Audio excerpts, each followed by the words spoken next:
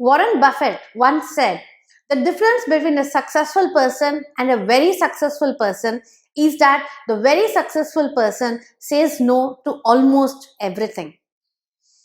Have you ever not been able to say no when you wanted to say no? Did you ever say yes and later on regret why you could not say no? Did you ever struggle to say no to your friends because you did not want to offend them? Have you ever felt the fear or struggle to say no to a position of authority? Maybe your boss or maybe a client. Let's think of somebody like Sanjay.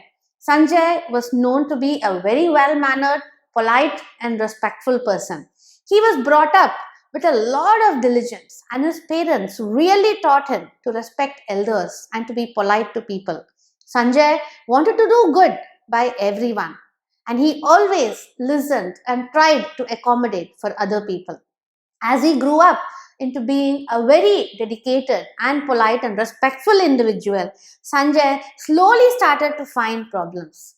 He could not say no to anything that his parents wanted, and though it required him to travel almost twice or thrice a week to their house on the other side of the town, he still would go and then take things that they need and find ways that he cannot really say no. Sanjay is not able to say no to his friends because they do like to hang out and they're his friends after all. And slowly he finds out that he's starting to spend a lot of time and he's not feeling very good about it. At home, he can't say no to his wife to take her out or to the kids to help them. In spite of being laxed out and really wanting a lot of sleep, he is not able to step away and take time for himself. At work, when his colleagues help him because they really rely on his capabilities, Sanjay understands it is his responsibility as a team member to cooperate and then help and support them.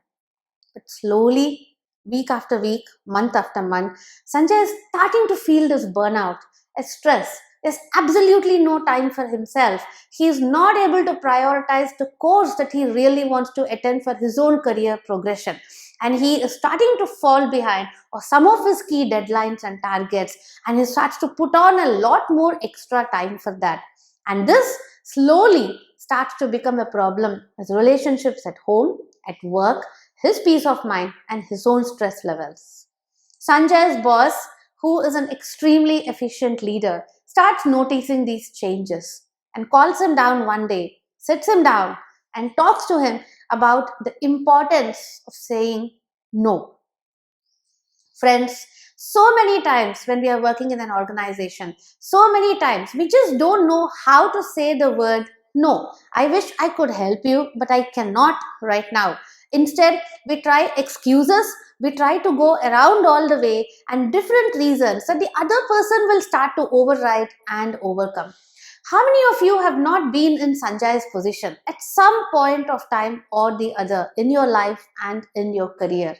Saying no is a part of what we call assertive communication, to being able to speak up for yourself and yet be able to say what you want to say in a respectful manner. A lot of us find it extremely difficult to do this, and hence we accommodate and go in the line that we call as being passive or submissive and not really speaking up. And this happens slowly. We may end up becoming a doormat for people, being taken for granted as somebody that would always say yes, and slowly people might even stop asking us permission before they start taking our thoughts for granted and that we will do the work that they want us to do and start assuming that we are there anyway. Now, it's good to accommodate once in a while, and it's definitely good to support your team members and to do what is required for your child at home and to spend time with your friends. They are, after all, the relationships that you want to form in life. But overdoing that to such an extent that you are not happy about it and you start to become somebody that's passive and people start taking advantage of, that becomes a challenge, because at some point of time we will end up like that dormant volcano that suddenly bursts apart, and right from the extreme end of the spectrum of being passive submissive, we end up getting aggressive, and at the wrong time, at the wrong place, and many times to even the wrong person for a very simple and wrong reason. We just holler out and shout and react and say no in such a rude and disrespectful manner that people wonder what really happened to us. This thin balance between not going into passive aggressive and not getting into both of these styles. This thin balance of choosing to stay assertive, of saying what you want to say, but still being respectful of others. This was something that Sanjay realized that he had to learn. How to say no in an assertive way is an important skill to help us balance our professional lives and personal lives. It's also an important skill for us to prioritize our own professional and career growth while also supporting the team and the organization.